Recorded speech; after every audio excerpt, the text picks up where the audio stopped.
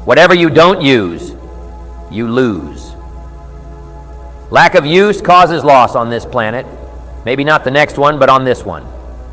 If you tie your arm to your body, leave it there long enough, you'll never use it again. It's over for the arm. Now, it may not be over, but it's over for the arm. The only way to keep the use of this arm is what keep using it. If you quit, you lose automatically. They don't bring it up for a vote. You lose automatically when you quit. Now the same thing that goes for your arm goes for your brain mentality.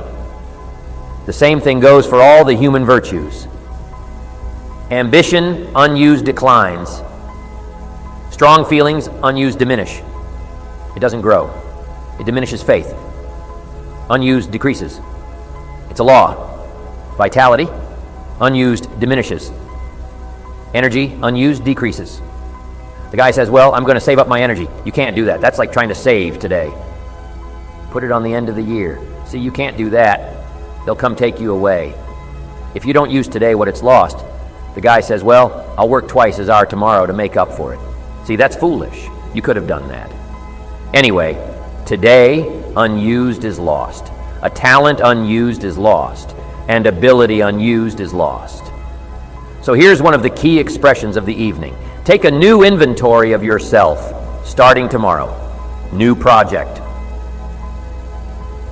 Take a new inventory and make sure that all of your talent and ability and mentality and ingenuity and vitality and strong feelings, faith, courage, make sure that all you've got being used. Otherwise, you lose.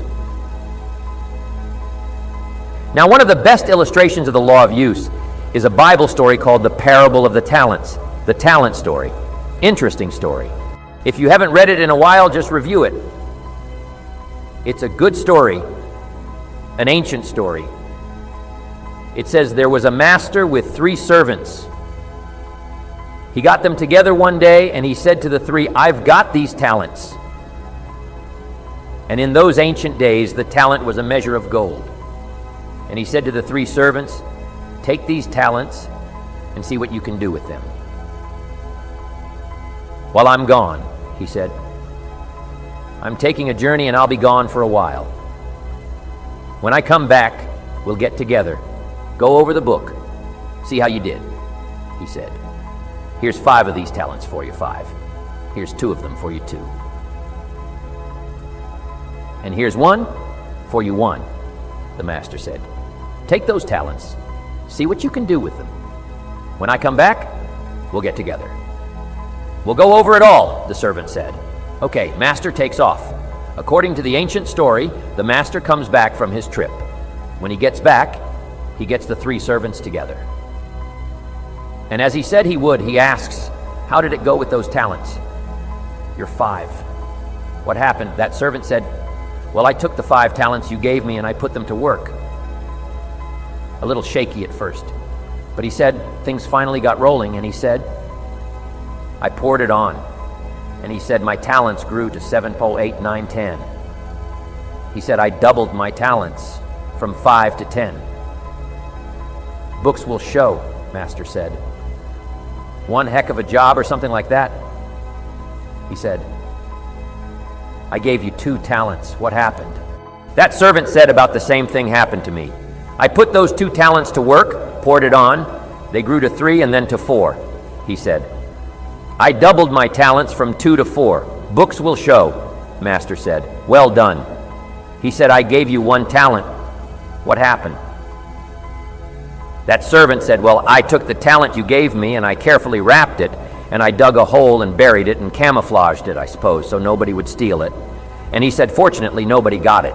And he said, I knew you were going to be here today, so I dug it up. Here it is, safely wrapped. I did not lose it while you were gone. According to the ancient story, the master said, take that talent away from him and give it to the man that's got 10. Now you might say, well, I don't like that arrangement. The poor guy's only got 1 talent. He's already got 10. It ought to be more even.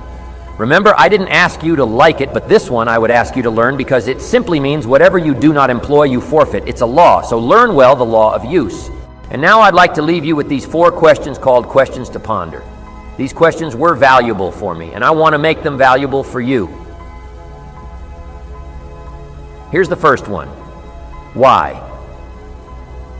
We all ask why we should work this hard. Why take that many classes? Why go to school that many years? Why take the notes? Why read the books? Why work that hard? Why put yourself through the push-ups and the disciplines? Why? Good question. Why? Best answer to why, I think, is the second question. Why not? Why not? See how many books you can read, how many classes you can take, how many skills you can develop. Why not? See how valuable you can become to the marketplace and to your friends and to your family. Why not?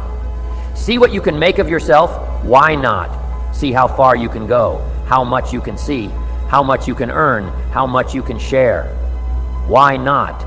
That's the heritage all of us have in America especially, is to see what we can make out of our lives now that we've been given this extraordinary opportunity. Now, my third question I'd love to ask you in person, but since I can't do it in person, I want to ask it of all of you, but I want you to take it personally. And my third question is, why not you? Why not you with good self-esteem? Why not you starting to change and setting goals? Why not you starting to make progress toward financial independence? If I can do it, you can do it. I wished I had a lot more testimonials here today besides mine, a whole steady stream that would come by and tell you their story. Someone who started with nothing finally run a big enterprise, a mother who was on welfare. Now she owns her own business. In addition to my story, I wish I had a lot more. And if all of them told their story, guess how they would probably wind up their story? They'd probably say, just like me, why not you? If we can read, you can read. If we can change, you can change. If we can figure it out, you can figure it out. If we can turn it around, you can turn it around. There isn't anything you can't accomplish. That's what those testimonials would say. And so I want to say it to you personally. Why not you? You've got the brains, you've got the stamina, you've got the vitality, you've got the interest, you've got your life ahead of you, you've got the future. You can do it. If anybody can do it, you can do it. If one of us can do it, hey, we all can do it. And now, here's my last question. Why not now? This is a good time as the 20th century starts to wind down. Few more years as we get ready for century 21. What a good time to set your goals. Work on yourself, work on your skills. What a good time to get it together. What a good time to start this process. Personal development, growing, changing, developing, having a good plan for your money and for your life and for your future. Why not now? And I hope I have a chance to see you one of these days and share with you the experience, the reaction response you might have had from my message today.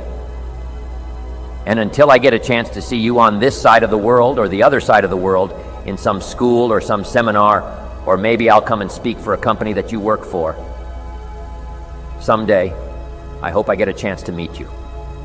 Until then, I wish you the best. I want all that I've gotten to be yours and much, much more. God bless. Goodbye.